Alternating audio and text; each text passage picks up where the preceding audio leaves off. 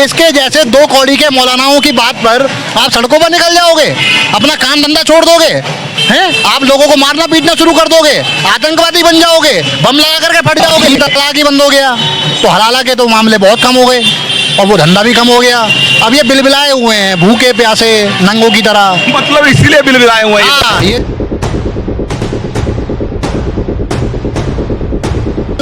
नमस्कार साथियों, मैं हूं राजेश भसीन और आप देख रहे हैं संवाद नेशन। जैसा कि आपको मालूम है, अभी 2 दिन पहले तौकीर रजा ने एक भड़काऊ बयान दिया और चारों तरफ सोशल मीडिया पर उनके बयानों की चर्चा हो रही है। मैं यहाँ देख रहा हूँ कुछ यहाँ पर नौजवान खड़े हैं क्योंकि ये यहाँ का मुख्य मंदिर है श्री दुर्गा मंदिर। यहाँ पर कुछ लोग खड़े हैं, चलिए मैं उन्हीं से उनकी राय जान लेता हूँ। सर्वप्रथम भाई साहब, आप यहीं रहते हैं क्या? हाँ, यहीं के रहने वाले हैं। ये मंदिर है, आज कीर्तन वगैरह हो रहा है। आपने शायद एक मौलाना है, मौलाना तौकीर रजा, उन्होंने 2 दिन पहले एक बयान दिया था राजस्थान की राजधानी जयपुर में। उन्होंने कहा था कि हम वक्फ बोर्ड को भंग नहीं होने देंगे। अगर सरकार कोई इस प्रकार की चेष्टा करती है तो हमारे युवा अगर सड़कों पर उतर आए, यह बयान उन्होंने पहले भी दिया था, अब दोबारा उन्होंने वही बात दोहराई कि हमारे युवा अगर सड़कों पर उतर आए तो आप लोगों की रूह कांप जाएगी। ये किसकी रूह कांपाने की बात कर रहे हैं? देखो, सबसे पहले तो मैं आपसे ये कहना चाहूँगा भाई साहब कि किसकी बात कर रहे थे? मौलाना तौकीर रजा कौन है ये बरेली के एक मौलाना है। तो बरेली में बोले ना, बरेली में क्या कर सकता है वो बरेली का है, बरेली में क्या कर सकता है? बरेली में करके दिखाए। यूपी में तो बाबा जी का डर है ना। अब मेरी बात सुनो, हाँ, यूपी में बाबा जी का डर है, तभी तो मैं कह रहा हूँ कि बरेली में करके दिखाए। अब बात आती है दिल्ली की। नहीं, ये जो बयान दिया उन्होंने राजस्थान जयपुर में दिया। हाँ, देखो, सबसे पहले तो आप ये समझिए कि इनके युवा अगर सड़कों पर निकल आए तो हमारी रूह कांप जाएगी। हमारी रूह कांपने वाली नहीं है। हम वो लोग हैं सनातन समाज के कि अगर अपनी पे आ गए ना तो हम रूह नहीं कपवाते हैं, हम देश से ही निकलने पर मजबूर कर देंगे।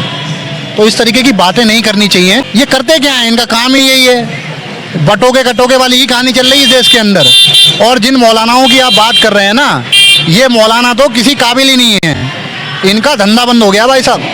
किस प्रकार धंधा कैसे बंद हो गया? भाई साहब, धंधा ऐसे बंद हो गया है कि जब से मोदी जी ने 3 तलाक का कानून लेके आए हैं तब से इनके 2 धंधे बंद हो गए। पहला धंधा हलाला का और दूसरा उस हलाला से कमाई होती थी इनकी, तो दोनों धंधे बंद हो गए। क्या कमाई आप हमने सुना है, हमने बहनों को रोते हुए देखा है, जिनके जो पीड़ित हैं, हलाला पीड़ित, 3 तलाक पीड़ित हैं, उन बहनों ही कभी कभी रो रो करके उन्होंने हमें बताया कि हलाला कौन करते हैं?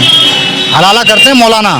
और हाँ, और उन मौलानाओं को इस बात के पैसे भी दिए जाते हैं कि हलाला भी करेंगे और पैसा भी लेंगे। अब 3 तलाक ही बंद हो गया तो हलाला के तो मामले बहुत कम हो गए और वो धंधा भी कम हो गया। अब ये बिलबिलाए हुए हैं भूखे प्यासे नंगों की तरह, मतलब इसीलिए बिलबिलाए हुए हैं। हाँ, ये जो फालतू की बातें कर रहे हैं ना, ये देश को तोड़ने वाली जो बातें हैं कि हमारा युवा, इनका कौन सा युवा है? अरे इनका कौन सा युवा है? अगर मुस्लिम समाज को ये अपना युवा कहते हैं तो ये बात मानते हैं क्या कि वो हमारे समाज से अलग हैं? ये वो बात मानते हैं कि मुस्लिम समाज का जो युवा है वो देश विरोधी है? ये वो बात मानते हैं क्या कि मुस्लिम समाज का जो युवा है वो आतंकी है, वो पत्थर फेंकने के लिए निकलेगा इनकी बातों पर? ये अपने आप को इतना बड़ा नेता मानते हैं क्या? मैं मुस्लिम समाज से ही पूछना चाहता हूँ, मैं मुस्लिम समाज के युवाओं से पूछना चाहता हूँ कि इसके जैसे 2 कौड़ी के मौलानाओं की बात पर आप सड़कों पर निकल जाओगे, अपना काम धंधा छोड़ दोगे, हैं? आप लोगों को मारना पीटना शुरू कर दोगे, आतंकवादी बन जाओगे, बम लगा करके फट जाओगे। ये सब इस देश में नहीं चलता। ये जिस देश में चलता है ना, सीरिया, इराक, ये वहीं जाएंगे, यहाँ नहीं चलेंगे। वहाँ योगी जी बैठे हैं इनकी अकल ठिकाने लगाने के लिए और दिल्ली में अमित शाह बैठे हैं। चिंता मत करिए, सब ठीक होगा, सब बढ़िया होगा। मेरे साथ एक और हमारे साथी खड़े हुए हैं। तौकीर रजा ने यह भी बयान दिया कि हमारे लड़के जब इस बार आएंगे तो सर पर कफन बांध के आएंगे। इस बार जो आंदोलन होगा वो CAA यानी CAA से भी ज्यादा उग्र आंदोलन होगा। मैं आपके माध्यम से बता देना चाहता हूं उन मुस्लिम युवकों को, उनसे संदेश देना चाहता हूं उनको, भटके हुए नौजवानों, उन भटके हुए नहीं, उन मुस्लिम युवकों से कि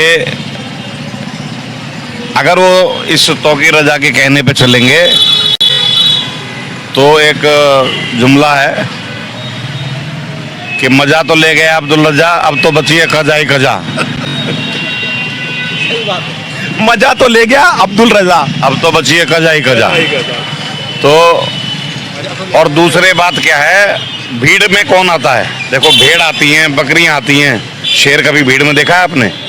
आप कर दीजिएगा, लेकिन मैं आपको एक बताना चाहता हूँ कि भीड़ में कौन आता है? कौन? भेड़ आती हैं, बकरियां आती हैं, ठीक है ना, और कुत्ते भी आते हैं। अब ये भीड़ किस में शामिल होना चाहती है, अपना क्या नाम रखना चाहती है, तो जिसको पता होगा। समस्या देखो, अगर सब धर्मों को मिलकर साथ रहना है तो एक दूसरे का सम्मान करना होगा, और अगर सम्मान आप नहीं करेंगे तो आप सम्मान पाएंगे भी नहीं। आप एक थप्पड़ दिखाएंगे, हम 100 दिखाएंगे, आप 100 दिखाएंगे, हम 1,00,000 दिखाएंगे।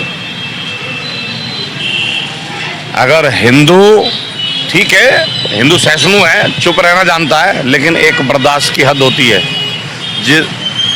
मैं मानता हूं कि हिंदू सोया हुआ है, लेकिन हिंदू सोया हुआ है का मतलब ये नहीं है कि हिंदू मर गया है।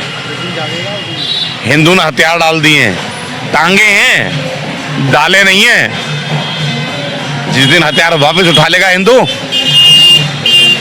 तो जैसे अफगानिस्तान तक भगा भगा के मारते थे ना, ऐसे ही मारेंगे। देखिए, मैं कुछ नहीं ज़्यादा, लेकिन जो अभी आपने नारा कहा बटोगे कटोगे, बहुत महत्वपूर्ण नारा है। देखिए, बटना, किसके बटने और किसके कटने की बात हो रही है? बटने की बात हो रही है हमारे हिंदू समाज की। कैसे? सिख धर्म हमारा धर्म है, वो हमारे ही लोग हैं। बिल्कुल हमारा पंथ। जैन धर्म हमारा धर्म है, वो हमारे ही लोग हैं। बौद्ध जो हैं वो कहीं बाहर से नहीं आए हैं, वो इसी देश के हैं, हमारे ही लोग हैं, ठीक है। और भी बहुत से हमारे यहाँ पंथ समुदाय हैं जो हमारे ही समाज का हिस्सा होते हैं, इतिहास है उनका, और आज भी हम उनको अपना मानते हैं, वो भी हमें अपना मानते हैं। क्यों मानते हैं? क्योंकि हम लोग जो हैं, सभी लोग जो हैं वो शांति प्रिय लोग हैं, ठीक है ना। तो योगी जी ने जो नारा दिया है बटोगे और कटोगे, वो इस पूरे समाज को एक करने के लिए दिया है कि अपने आप को अलग मत समझो। ये जो नेता पुराने हमारे यहाँ रहे हैं इस देश के अंदर, कांग्रेस की जो सरकार रही है, उन्होंने इसी नीति पर काम किया। उन्होंने हम सबको बांट दिया। उन्होंने सिखों को भड़काया, उन्होंने जैनियों को भड़काया, उन्होंने बौद्धों को भड़काया, उन्होंने सारे समाज को भड़काया और हिंदुओं को बांटने का काम किया। और जब हिंदू समाज आपस में बटा तो फिर उनको काटने का भी काम किया।